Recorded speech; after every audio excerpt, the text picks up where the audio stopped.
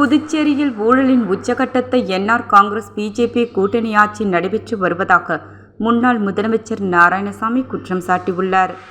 இதுகுறித்து அவரது இல்லத்தில் செய்தியாளர்களை சந்தித்த அவர், புதுச்சேரியில் வாக்காளர் பட்டியல் சரிபார்க்கும் பணி தொடங்கப்பட்டுள்ளது. தேர்தல் நடைபெறவுள்ள 12 மாநிலங்களில் இந்த பணி தொடங்கப்பட்டுள்ளது. ஆனால் இந்த பணிகள் தேர்தல் ஆணையத்தால் அவசரமாக மேற்கொள்ளப்படுகிறது. சந்தேகத்தை ஏற்படுத்துகிறது.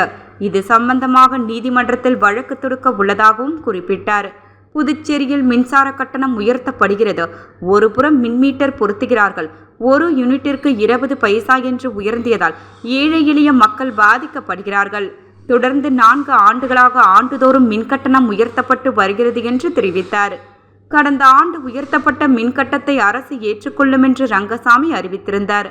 ஆனால் அது பொதுமக்களிடையே வசூல் செய்யப்பட்டது. தற்போது அதே வார்த்தையை நமச்சிவாயம் கூறி வருவதாக குற்றம் சாட்டினார். புதுச்சேரியை ஆளும் என்ஆர் காங்கிரஸ் பாஜக அரசு மக்கள் விரோத அரசு என்பது இதன் மூலம் தெரிந்து கொள்ளலாம் என்றார். ஒரு ரெஸ்டோ பாருக்கு 40 லட்சம் ரூபாய் என லஞ்சம் வாங்கிய பணத்தில்தான் முதலமைச்சர் திருமண மண்டபம் கட்டுகிறார். சொகுசு கார் வாங்கி இருக்கிறார். பினாமி பெயரில் சொத்து வாங்கி குவிக்கிறார். அப்படி என்றால் ரங்கசாமிக்கு வேற வருமானம் இருக்கு என்றால் அவர் வேறென்ன தொழில் செய்கிறார் என்றும் நாராயணசாமி கேள்வி எழுப்பினார். 2021 நமச்சிவாயம் அமைச்சராக இருந்த பொழுது புதுச்சேரி காமராஜர் சாலையில் 21 கோடி ரூபாய் மதிப்புள்ள இடத்தை அவருடைய துணைவியார் பெயரில் வாங்கி இருக்கின்றார். போர்க்காட்டில் உள்ள ஸ்காலர் பள்ளி 11 கோடி ரூபாய் மதிப்பில் நமச்சிவாயத்தின் துணைவியார் பெயரில் வாங்கியிருக்கிறார். அது மட்டும் இல்லாமல் கிருமம்பாக்கத்தில் 40 லட்சம் செலவில் பெட்ரோல் பங்க் ஒன்று வாங்கியிருக்கிறார். இன்னும் நிறைய பினாமி பெயரில் சொத்துக்கள் வாங்கப்பட்டுள்ளது.